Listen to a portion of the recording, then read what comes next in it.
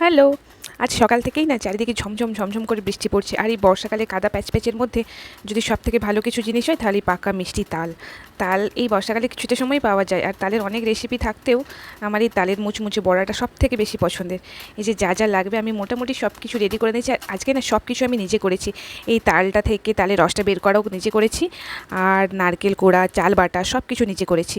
আমি এখানে তালের কিছুটা রস নিয়েছি, আর এলাচ, চিনি, আর তারপরে ছিল নারকেল কুড়া, আর একটু অল্প ময়দা, আর চালের বাটা মানে আতপ চালের বাটা। সব কিছু দিয়ে খুব ভালো মতো করে এই যে মিশ্রণটা রেডি হয়ে গেছে। এবার এটাতে একটু মিষ্টি বেশি বা কম যে যেরকম পছন্দ করে সেরকম দিয়ে বাস এবার ছোটো ছোটো বড়ার আকারে তেলে দিয়ে ভেজে নিলেই তৈরি হয়ে যাবে তালের ফুলুরি, তালের বড়া। আমরা ছোটোবেলায় বলতাম গুলগুলে। এত ভালো লাগতো খেতে না, মানে এই একটা সময় পাওয়া যায় না, এই বর্ষাকালটা শেষ হয়ে গেলে আর পাকা তালও পাওয়া যায় না।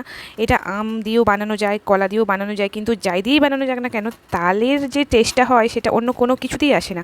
সেই জন্য এই বছরের একটা সময় তালের বড়ার জন্য সারা বছর অপেক্ষা করতে হয়। আমার খুব পছন্দের, আমার কেন প্রত্যেকেরই খুব পছন্দের এই তালের বড়া। এছাড়াও তালের অনেক রেসিপি হয়, লুচি, পিঠে, আরও অনেক কিছু। কিন্তু এই বড়াটা হচ্ছে সব থেকে সহজ উপায়ে বানানো হয়, আর সব থেকে খেতে সুন্দর। আমার তালের বড়াগুলো সব বানানো রেডি হয়ে গেল। টাটা।